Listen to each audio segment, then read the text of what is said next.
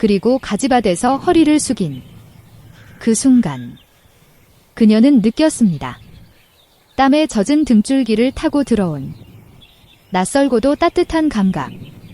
그녀는 단단하고 무거운 무언가가 그녀의 허리춤을 스치며 시작된 이야기. 사랑을 잊었다 믿었던 나이에 다시 찾아온 설렘. 그리고 그 설렘이 전부 상처가 될까? 그리고 두려운 여자 윤미정. 아내와 아이를 한순간에 잃고 감정을 봉인한 채 살아온 남자 조상우. 눈물만 자라던 가지밭에서 서로의 온기를 통해 웃음이 피어나기 시작합니다.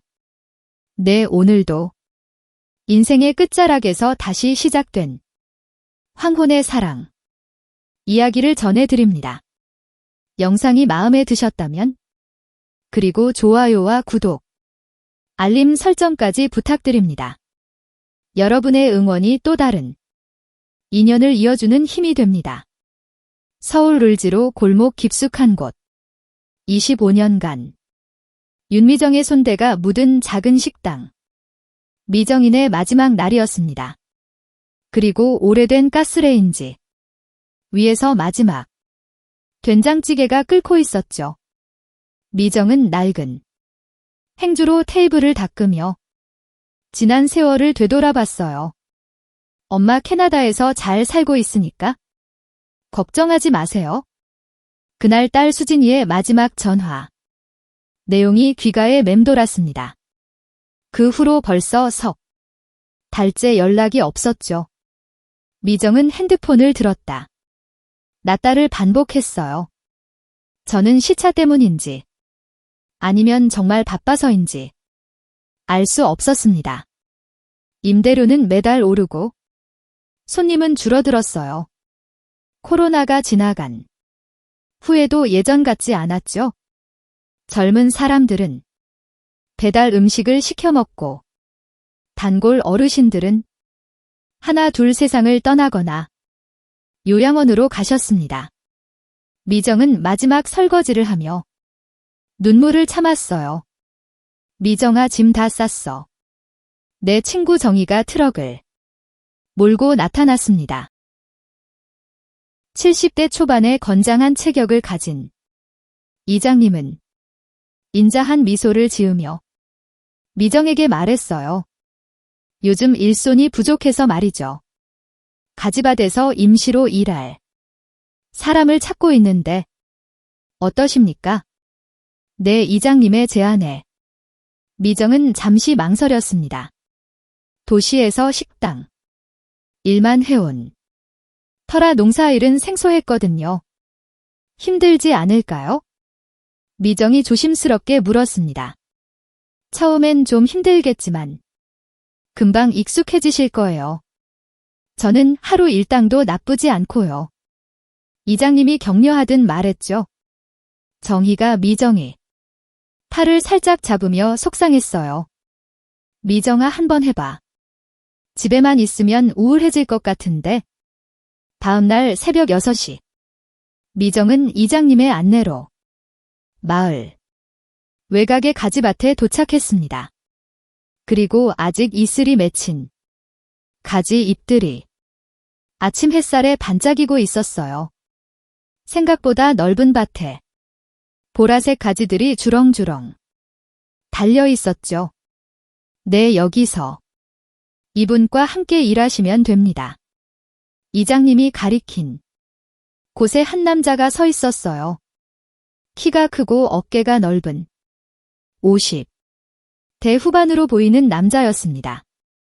그리고 구릿빛 피부에 깊게 팬 주름이 세월의 무게를 말해주고 있었죠. 조상우라고 합니다. 남자가 간단하게 인사했어요. 목소리는 낮고 차분했지만 어딘가 쌀쌀한 느낌이 들었습니다. 윤미정입니다.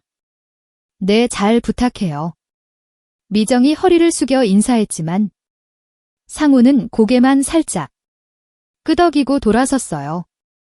상우는 미정에게 가집 따는 방법을 설명해 주었습니다. 그리고 꼭지 부분을 가위로 자르되 너무 짧게 자르면 안 돼요. 이 정도 길이로. 말수가 적었지만 설명은 정확했어요. 처음 몇 시간은 정말 힘들었습니다. 허리를 계속 숙이고 있어야 했고 가지의 무게도 만만치 않았어요. 미정의 손에는 금세 물집이 잡혔죠. 상우는 미정이 힘들어하는 모습을 보고는 말없이 자신의 일감을 나누어 주었습니다. 네, 괜찮아요. 제가 할 수 있어요. 미정이 사양했지만 상우는 이미 미정이 목까지 따고 있었어요.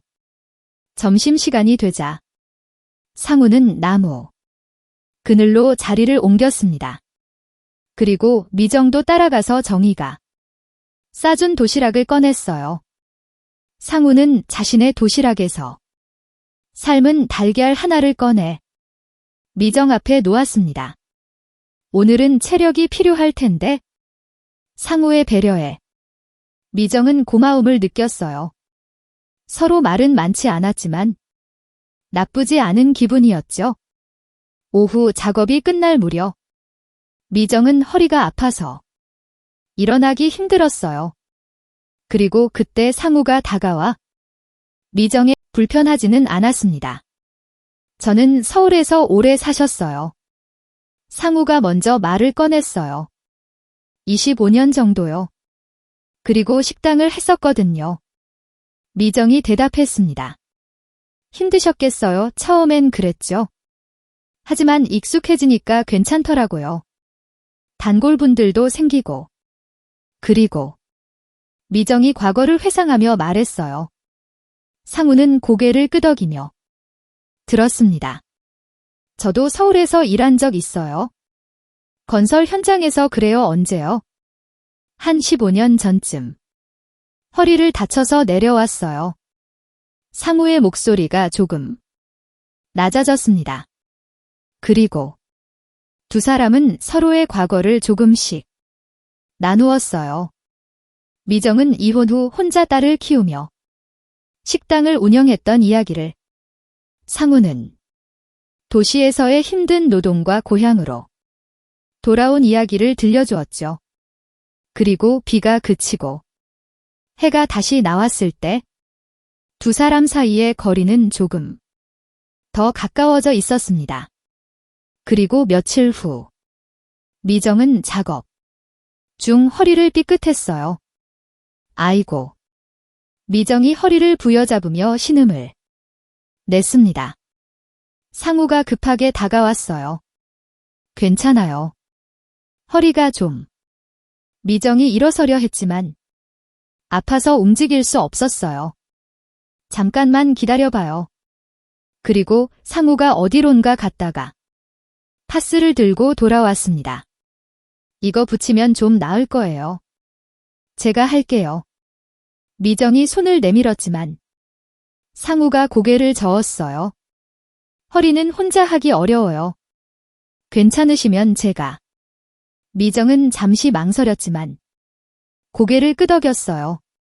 상우는 조심스럽게 미정의 등에 파스를 발라 주었습니다.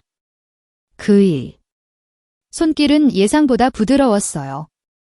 오랜만에 느끼는 따뜻한 온기에 미정의 가슴이 두근거렸죠. 이제 좀 어때요? 상우가 물었습니다. 네, 훨씬 나아요. 고마워요. 미정이 돌아서며 답했어요. 두 사람의 눈이 마주쳤고 순간 어색한 침묵이 흘렀습니다. 그리고 그날 이후 두 사람 사이에는 묘한 기류가 흐르기 시작했어요. 작은 스킨십과 배려들이 쌓여가면서 단순한 동료 이상의 감정이 싹 트고 있었죠. 다음 주 금요일 미정은 집에서 가지전을 부쳤습니다. 저는 밭에서 따온 싱싱한 가지로 만든 전이었어요. 정희가 가지 요리법을 알려준 덕분이었죠.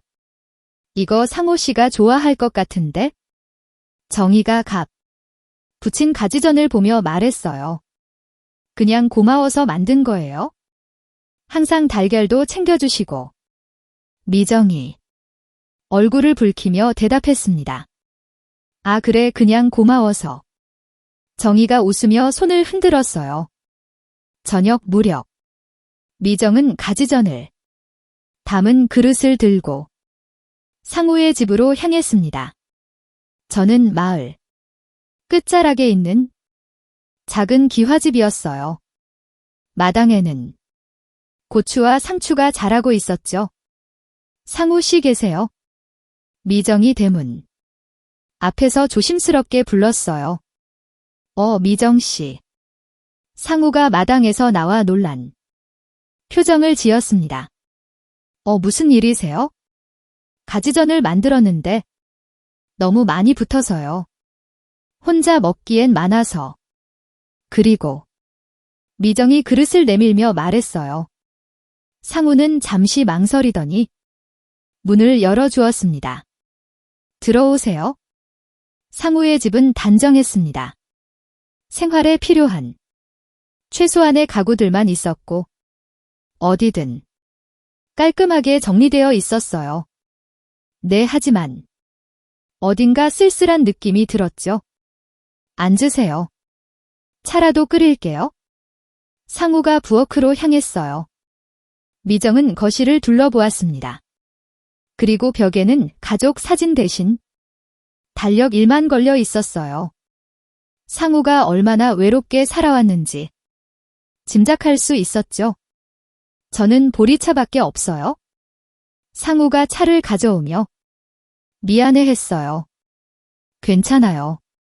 전 보리차 좋아해요. 미정이 웃으며 대답했습니다. 두 사람은 가지전을 나누어 먹었어요. 상우는 한 입 베어 물더니 고개를 끄덕였습니다. 맛있어요. 오랜만에 이런 맛 보네요. 다행이에요. 처음 만들어 본 건데. 미정이 기뻐했어요. 아내가 가지전을 잘 부쳤었거든요. 상우가 회상하듯 말했습니다. 비슷한 맛이에요. 미정은 복잡한 기분이었어요. 저는 고마운 말인지 부담스러운 말인지 알 수 없었거든요. 막걸리 있는데 한잔 하실래요? 상우가 제안했어요. 좋아요. 미정이 고개를 끄덕였습니다. 상우가 막걸리를 가져왔어요. 두 사람은 작은 잔에 막걸리를 따라 마셨죠. 알코올이 들어가니 분위기가 한결 부드러워졌어요. 요즘 어때요?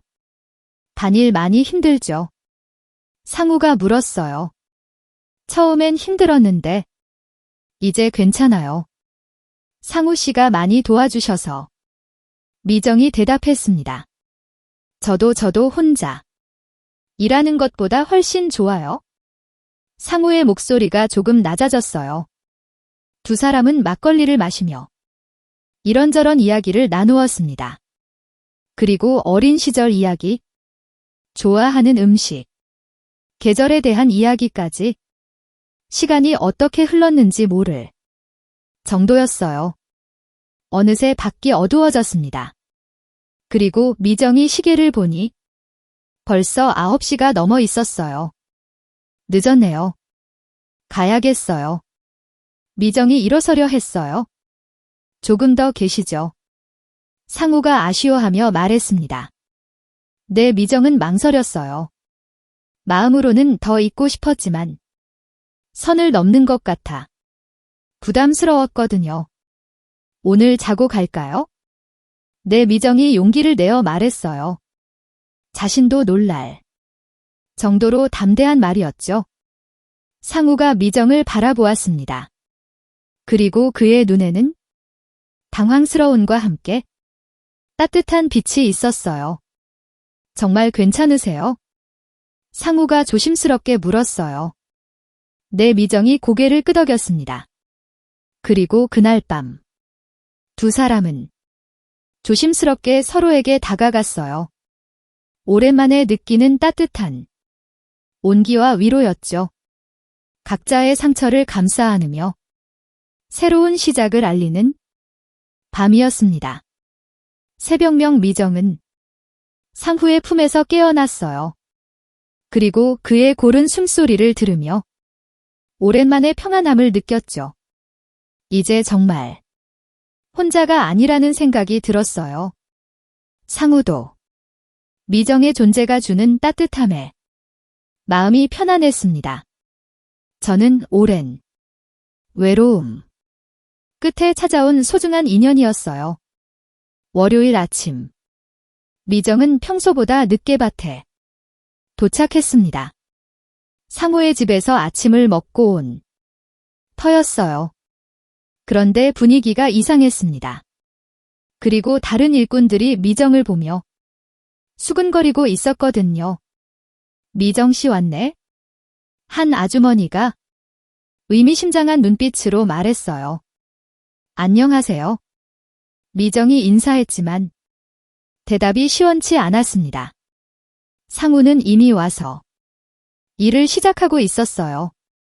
미정이 다가가자 그가 고개를 들었습니다. 늦으셨네요. 죄송해요. 미정이 미안해하며 자리를 잡았어요. 하지만 다른 사람들의 시선이 계속 따가웠습니다. 그리고 점심시간이 되자 상황은 더욱 분명해졌어요. 요즘 윤 씨 어디서 자는지 아는 사람. 한 아주머니가 큰 소리로 말했습니다. 근데 글쎄, 정인의 집엔 안 들어가는 것 같던데? 다른 아주머니가 거들었어요. 미정은 얼굴이 달아올랐습니다. 마을 사람들이 자신과 상우의 관계를 눈치챈 거였어요. 서울서 망하고 내려와서 이제 시골 남자까지 꼬시는 거야? 누군가가 속삭이는 소리가 들렸습니다. 조상우 씨도 참 안 해죽은 지 몇 년 안 됐는데 미정은 더 이상 들을 수 없어서 자리를 피했어요. 화장실로 가는 척하며 밭을 벗어났죠. 그리고 상우가 미정을 따라왔습니다. 괜찮아요. 다들 알고 있는 것 같아요. 미정이 슬픈 표정으로 말했어요. 신경 쓰지 마세요. 시간이 지나면 괜찮을 거예요. 하지만 상황은 나아지지 않았습니다. 오히려 소문은 더욱 커져갔어요. 그날 저녁, 정희가 심각한 표정으로 미정을 찾아왔습니다. 근데 미정아, 마을에서 소문이 많이 돌고 있어? 어떤 소문이요? 내가 상호 씨랑 뭐 그런 이야기들이야? 정희가 조심스럽게 말했어요. 일부러 시골 와서 호랍이 꼬셨다는 말도 있고, 그리고 미정은 마음이 무너지는 것 같았어요. 제가 그런 사람인가요? 물론 아니지. 하지만 마을 사람들은 아직 널 잘 모르잖아. 게다가 상호 씨 안에 돌아가신 게 워낙 안타까웠던 일이라. 그럼 어떻게 해야 해요? 그리고 좀 조심스럽게 행동하는 게 좋을 것 같아. 당분간은 거리를 두거나. 미정은 밤새 고민했습니다. 그는 상우에게 피해를 주고 싶지 않았어요. 그는 이미 충분히 아픈 상처를 가지고 있었거든요. 다음 날부터 미정은 상우와 거리를 두기 시작했습니다. 그리고 점심시간에도 따로 앉았고 대화도 최소한으로 줄였어요. 상우는 미정의 변화를 눈치챘습니다. 무슨 일 있어요? 아니에요. 괜찮아요. 미정이 시선을 피하며 대답했어요. 어제까지만 해도 괜찮았는데. 상우 씨, 우리 좀 조심해요. 사람들이 너무 많이 보고 있어요. 미정이 어렵게 말했습니다. 저는 상우는 순간 얼굴이 굳어졌어요. 사람들 시선이 그렇게 중요해요. 그게 아니라 상호 씨한테 피해가 갈까 봐서요. 제가 판단할 일 아닌가요? 두 사람 사이에 냉랭한 기류가 흘렀습니다. 그리고 미정은 상우를 보호하려는 마음이었지만 상우는 거부당한다고 느꼈어요. 그 주말 상우는 마을 회관에서 열린 회의에 참석했습니다. 그리고 거기서 몇몇 어르신들이 노골적으로 불쾌감을 표했어요. 상우야, 아직 안에 제사도 안 지냈는데 무슨 짓이냐. 서울 여자가 와서 마을 분위기 흐린다. 상우는 아무 말도 하지 못했습니다. 마을에서 오래 살아왔던 터라 어르신들의 말을 무시할 수도 없었어요. 그리고 그날 이후 상우도 미정에게 예전처럼 다가가지 못했습니다. 두 사람은 같은 공간에서 일하면서도 마치 남남처럼 지냈어요. 미정은 매일 밤 눈물을 흘렸습니다. 그리고 겨우 찾은 소중한 인연을 놓쳐야 하는 현실이 너무 아팠거든요. 하지만 상우가 마을에서 받을 시선을 생각하면 물러설 수밖에 없었어요. 상우 역시 괴로웠습니다. 오랜만에 열린 마음이 다시 닫혀가는 것 같았어요. 미정을 보호하고 싶었지만 마을의 아빠 앞에서는 속수무책이었죠. 두 사람의 사랑은 외부의 시선과 편견 앞에서 위기를 맞고 있었습니다. 그리고 이 주일이 지나도록 상황은 나아지지 않았습니다. 미정과 상우는 같은 밭에서 일하면서도 서로 말을 섞지 않았어요. 다른 일원들도 어색한 분위기를 느끼고 있었죠. 그리고 금요일 저녁 미정은 더 이상 견딜 수가 없었습니다. 정희가 시장에 간 사이 혼자 집에 앉아 눈물만 흘리고 있었어요. 마음은 상우에게 가 있는데 다가갈 수도 없는 답답함이 가슴을 짓눌렀죠. 근데 이렇게 끝낼 순 없어. 미정이 결심을 굳히며 일어났어요. 해가 니언니언 넘어가는 시간. 미정은 상우의 집으로 향했습니다. 마음이 쿵쾅거렸지만 더 이상 미룰 수 없었어요. 그리고 상우의 집 마당에는 불이 켜져 있었습니다. 그가 마루에 앉아 막걸리를 혼자 마시고 있었어요. 평소보다 많이 취한 것 같았죠. 상우 씨. 미정이 조심스럽게 불렀어요. 상우가 고개를 들었습니다. 그리고 미정을 보자 복잡한 표정을 지었어요. 왜 왔어요? 할 말이 있어서요. 할 말이요. 상우의 목소리에는 쓸쓸함이 배어 있었어요. 저는 더 이상 할 말은 없는 줄 알았는데 미정이 마루에 올라가 상우 옆에 앉았습니다. 미안해요. 뭐가 미안해요? 당신이 맞는 선택을 한 거죠. 아니에요. 제가 겁쟁이였어요. 저 미정의 목소리가 떨렸어요. 함께 있는 게 좋았는데 그게 무서웠어요. 상우가 미정을 바라보았습니다. 무서웠다고요? 네, 다시 아플까봐. 상우 씨한테 피해를 줄까봐. 그리고 미정이 눈물을 글썽이며 말했어요. 이혼할 때도 이랬거든요. 사람들 시선이 무서워서 끝까지 싸우지 못했어요. 그리고 상우는 말없이 미정의 말을 들었습니다. 그런데 이번엔 달라요. 상우 씨를 잃고 싶지 않아요. 미정이 상우의 손을 잡았어요. 사람들이 뭐라고 하든 상관없어요. 제가 행복한 게 중요한 거잖아요. 상우의 손이 따뜻했습니다. 오랜만에 느끼는 온기였어요. 저도 그랬어요. 상우가 입을 열었습니다. 저는 미정 씨랑 함께 있을 때가 제일 편했는데 사람들 말에 흔들렸어요.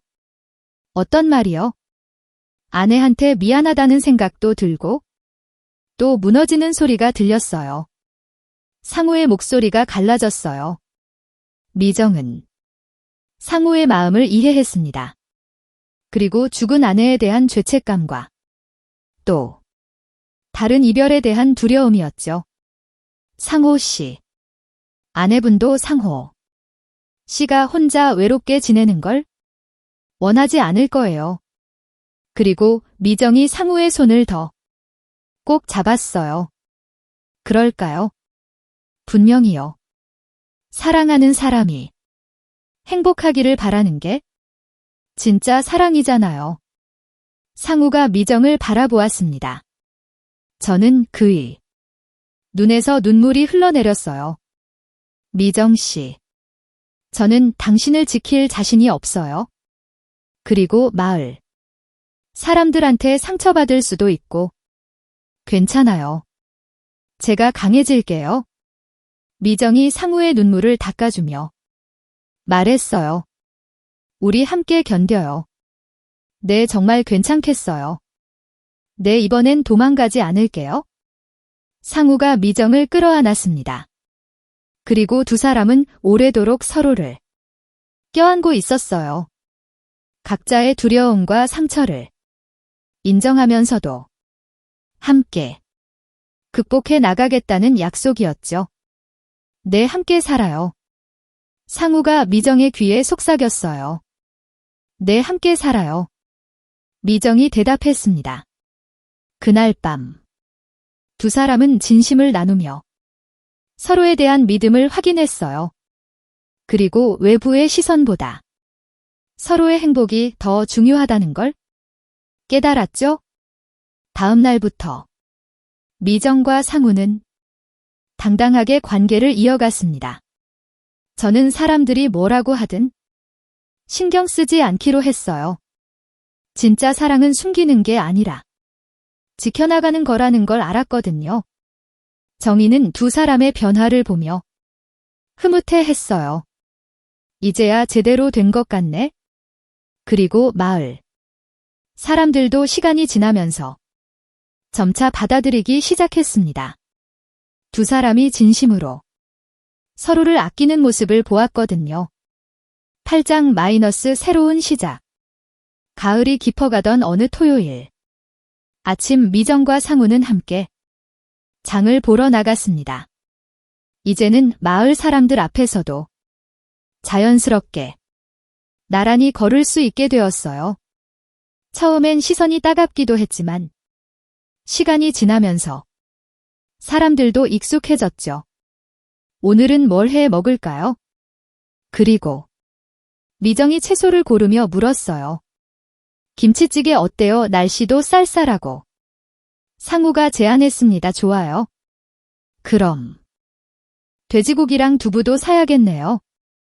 그리고 두 사람은 마치 오래된 부부처럼 자연스럽게 장을 봤어요. 상우는 무거운 것들을 들고 미정은 필요한 것들을 꼼꼼히 챙겼죠. 어머, 상우 씨, 미정 씨. 네, 과일 가게. 아주머니가 반갑게 인사했어요. 요즘 많이 보이네요. 네, 안녕하세요. 미정이 환하게 웃으며 대답했습니다. 저는 사과 맛있게 익었어요. 하나씩 드셔보세요. 아주머니가 사과를 깎아주었어요. 고맙습니다. 상우가 사과를 받아 미정에게 먼저 건넸어요. 이런 작은 배려들이 미정에게는 큰 행복이었죠. 그리고 집으로 돌아와 함께 요리를 하는 시간도 즐거웠어요. 미정이 김치를 볶고 상우가 밥을 짓는 동안 부엌에는 따뜻한 기운이 가득했습니다. 상호 씨 가지꽃 이야기 아세요? 미정이 김치를 볶으며 물었어요. 가지꽃이요, 네. 그리고 가지? 꽃은 헛되이 피는 꽃이 없다고 해요. 모든 꽃이 열매를 맺는데요. 미정이 의미심장하게 웃었어요. 그런 의미구나. 그리고 상우도 미소를 지었습니다. 우리도 그런 걸까요? 당연하죠. 우리가 만난 것도 다 이유가 있는 거예요. 점심을 먹고 나서 두 사람은 마당에 앉아 차를 마셨어요. 가을. 햇살이 따뜻하게 내리채고 있었죠. 미정 씨. 정말 여기서 살 거예요? 상우가 조심스럽게 물었어요. 왜요? 싫어요 아니에요. 그리고 다만. 도시 생활이 그리울 수도 있잖아요. 미정이 상우의 손을 잡았어요. 전 상우 씨가 있는 곳이 집이에요. 상우의 마음이 따뜻해졌습니다. 저도 그래요? 그날 저녁 정희가 놀러 왔어요. 세 사람은 함께 저녁을 먹으며 이런저런 이야기를 나누었죠. 미정아, 이제 정말 편해 보인다. 그리고 정희가 흐뭇하게 말했어요. 언니 덕분이에요. 언니가 여기 오라고 하지 않았으면 그건 상우 씨한테 감사해야지. 정희가 웃으며 상우를 바라봤어요. 저야말로 미정 씨. 만나서 다시 살 만나요? 상우가 솔직하게 말했습니다. 밤이 깊어가자 정희는 집으로 돌아갔어요. 미정과 상우는 마당에서 별을 바라보며 앉아 있었습니다. 여러분, 별이 정말 많네요.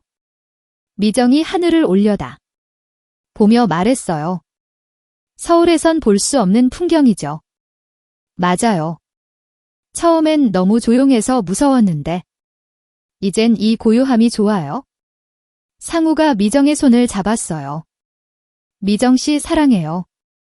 저도 사랑해요. 미정이 대답했습니다. 그리고 두 사람은 서로를 바라보며 천천히 입맞춤을 나누었어요. 오랜 상처와 외로움 끝에 찾은 진짜 사랑이었죠. 몇 달 후, 미정은 완전히 상우의 집으로 이사했습니다. 마을 사람들도 이제는 자연스럽게 받아들였어요. 그리고 두 사람이 서로를 진심으로 아끼는 모습을 보았거든요. 미정은 작은 텃밭을 가꾸기 시작했고 상우는 예전보다 훨씬 밝아졌어요. 가지밭에서 일할 때도 서로를 챙기며 즐겁게 지냈죠. 저는 어느 날 저녁 캐나다에 있는 딸 수진이에게서 전화가 왔어요. 엄마 목소리가 많이 밝아지셨네요. 그래? 요즘 좋은 일이 있어서 그런가 봐. 혹시 좋은 분 만나신 거예요? 미정은 잠시 망설이다가 솔직하게 말했어요. 응. 좋은 분 만났어. 다행이에요. 엄마가 혼자 계시는 게 늘 걱정이었거든요. 그녀의 딸에 의해 미정은 눈물이 났어요. 모든 게 제자리를 찾아가는 기분이었죠. 그렇게 미정과 상우는 서로의 상처를 어루만지며 새로운 인생을 시작했습니다. 그리고 50을 넘긴 나이에 찾은 사랑이었지만 그래서 더욱 소중하고 깊은 사랑이었어요. 그 가지밭에서 시작된 그들의 이야기는 이제 새로운 계절을 맞이하고 있었습니다. 더 이상 혼자가 아닌 서로를 의지하며 함께 걸어갈 동반자를 찾은 것이죠. 황혼의 사랑은 이렇게 아름답게 꽃을 피우고 있었습니다.